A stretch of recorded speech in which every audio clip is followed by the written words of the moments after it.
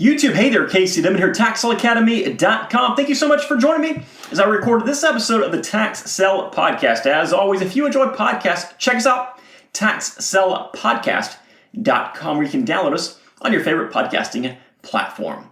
Let's go ahead, switch on over and record that audio version right now. Welcome to the Tax Sell Podcast, where tax sell investing is made easy. My name is Casey Dimon. I'm a tax sell veteran. I am the leading tax sell expert, the author of the Tax Sell Playbook, a founder of the Tax Sell Academy, and I am your host right here on the Tax Sell Podcast. Thank you so much for joining me on today's podcast episode. This is a completely free podcast and is brought to you through and because of the Tax Sell Academy. All right, today I've got a topic that is on a lot of investors' minds: competition, namely competition during hot markets. And this is something that I've discussed over on my YouTube channel a few times, but I wanted to shoot a podcast episode to talk about competition during times of a very good market like we're in right now. This episode will be more of an overview of how to properly look at competition, combined with a few different ideas to work around this competition during an up market. Now, all of this is based on close to 2 decades in this business, in many different market conditions throughout the entire United States. Now, some of these I've mentioned before, and they're certainly worth repeating, while others are new takes on handling tax sell competition. The first one is to understand that competition levels will change, often with the market cycles. As of this recording, as mentioned, we're in a very strong real estate market. When the market is up, everybody hears about it. Everybody wants a piece of the action, and there's certainly nothing wrong with wanting to get involved in this business. I want everybody to have a piece of the action. The problem lies in who gets involved. In a booming market, you're going to have a much higher percentage of so-called investors who actually have no idea what they're doing. And this creates issues for the investors who do know what they are doing, either through their experience or through education, like the education you're getting right now by listening to this podcast. You can almost compare it to being a good driver only to have somebody run into the back of you. It's not your fault, but it obviously still has an impact on you. Now, these type of investors tend to drive up prices and drive down profit margins. The bad news is you might feel that this has a huge impact on your business.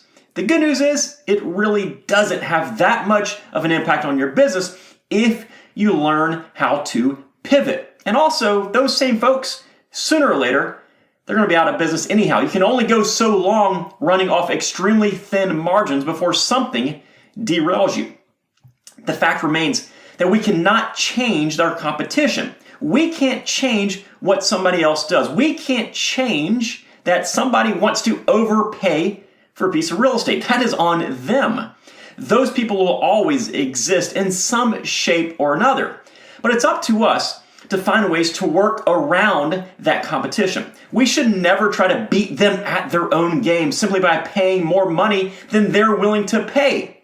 That's foolish. It's a loser's game. And besides, as mentioned, they're going to end up beating themselves at their own business sooner or later anyhow. And I've seen this time and time again. When the market is hot, you're going to have a room full of bidders at a tax sale, all bidding on the same types of properties. Prices can get stupid. The market makes a correction, and eventually the room is only occupied by the wisest investors moving forward. In 2009, I can assure you there were very, very small crowds at tax sale auctions, even though those investors could still make a lot of money during the downturn. Now, it does not mean that you should just submit to the market and forget about investing when the market is good. Of course not. I'm not saying that one bit. You can make a tremendous amount of money in a hot market. And if you pick up the easy properties, that's fantastic, right? If you get those easy ones that everybody's after and you're the lucky bidder with plenty of margin, good for you. Flip them all day long. But if you can't, begin searching for different angles during this time. Now, there are a few different ways that we can do this. One of them is to look closely at the area you are investing in. Certain areas see tremendous spikes during competitive markets. There are lots of areas that are highly impacted by market swings. And there's all sorts of data and research that you can do to find these areas online. Now, there's good aspects and there's bad aspects to this. In some situations, if you play your cards right, of course, then it might actually make sense to focus on the areas that appreciate heavily during hot markets. So if you're a long-term investor, it might actually make a whole lot of sense to actually focus on those areas, even if that means you might be paying what seems like a premium right now. I just sold a property for 7 times what it was purchased for just 24 months ago. Now, if you're a shorter term investor, you need to determine just how short term you are. I've seen quite a few tax sale investors make a decent chunk of change off of properties they bought just 9 or 12 months ago. That's the way where you can leverage appreciation. In that type of situation, if the competition pushes the price at market value, that's okay because you know appreciation will catch up sooner or later. You can sell the property and make money if you are in a position to do that and you're confident that that appreciation will continue. Now, if you're the investor looking to buy a property today and sell it tomorrow, where you do need to get properties at a deep, deep discount, well, you might want to avoid the markets that have the most appreciation during booming economies, unless, of course, you can line up another investor to buy it from you immediately. And as discussed, investors are certainly more available in hot markets. Now, the alternative to investing in these rapidly appreciating areas is investing in smaller markets. I've always been a fan of smaller markets. I've been to plenty very competitive tax sales in large cities where there were thousands of people in the room. I've also been to extremely small tax sales, and I can assure you that the smaller sales have provided me with much more success. It's simply a population and numbers type thing. The more people in an area, the more people are going to be at that tax sale, which means increased levels of competition. Now, there will always be a point where you can go too small and there aren't any buyers in that market at all. So work to find that sweet spot between having buyers but having very limited competition. Now, on that same note is convenience. Work to find areas that are extremely inconvenient for everyone to buy properties at. I believe that a lot of people that get into this business, initially at least, are naturally lazy. Now, hopefully that is not you, but they want to buy properties in the places where everything is as easy as possible to invest. Here's the deal. If it's easy for you, that's great. But that's not so great when we factor in competition. Easy for you, easy for everybody else, including your competition. The harder it is for you, the more effort it requires of you, then the more effort it will require of every other investor like you. This will lead to decreased competition levels. Another method is by going after different property types. I've invested in plenty of homes, but I've also invested in many, many more vacant parcels. And many of those vacant parcels are different than what most other investors are looking for. You know, that little house that has the cute picket fence is what everybody wants. So consider different property types. One of the largest purchases I've ever made was an entire residential subdivision. Now, despite its market value, there's actually very, very little competition for it.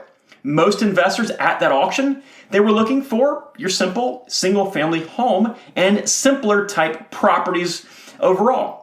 Naturally, I probably wouldn't recommend that you go out and you purchase an entire subdivision on your first transaction. But the point is that there was very limited competition for that specific property simply because of the type of property it was. It just wasn't a popular property with the other bidders in the room. Something else to consider is the actual strategy you are using. If you can think outside the box a little bit and find a little bit of a different angle than everyone else is taking, you're going to have a much easier track to success. I've mentioned a few of the various angles that I've seen over the years on previous podcasts and over on my YouTube channel. But what I've noticed over the years is that the successful long-term investors seem to have an approach that is just a little bit different than most other investors. Maybe it's a long-term hold strategy. Maybe it's just dominating and controlling one specific subdivision. Maybe it's buying properties to hold as rentals. Maybe it's offering owner financing when you go to sell properties. Perhaps it's just having a very large buyer's list that you can sell to at discounted prices, but very, very quickly. Just figure out a different avenue to take, and you will definitely reap the benefits of limited competition, because maybe you'll make your money on the back end instead of the front end when you are purchasing the property. Another one is to be patient. I know it's difficult when you're first starting out. And I've seen this a number of times through members in the Tax Sale Academy. Some members will get frustrated, and I have to constantly remind them, please be patient. It will come. And once they get that patience worked into their business model, they will eventually acquire the deals that they were after in the first place, instead of forcing themselves to purchase something based on some sort of artificial timeline. I had a member that took like 12 or 13 months before they got their first deal.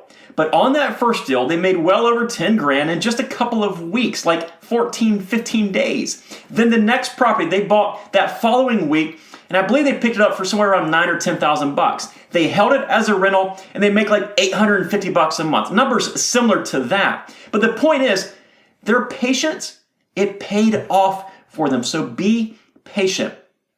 If you're just starting out, my advice is also to practice constantly. Research properties, research other bidders, research the market, go to auctions, write down the maximum bid amounts, see if you would have been competitive with your practice max bid amounts. Go ahead and follow up on properties that sold last year or even 2 years ago and see what those investors did with them. Become in tune to the marketplace. Learn what you are doing. It'll make your life so much easier than just throwing money at a property hoping you get some sort of return. Now, the good news here is that once you figure this business out and once you learn how to invest the correct way, then you can successfully invest in all market conditions with just a small little pivot. The tax sale business works in every single market, and you can make an incredible amount of money in a good market, a bad market, or even a stagnant market, again, which is just a small pivot. And the time to learn exactly what to do starts right now by going to these auctions and learning what you are doing. Take the time to be patient, to approach it just a little bit differently than everybody else, and you're going to reap the benefits.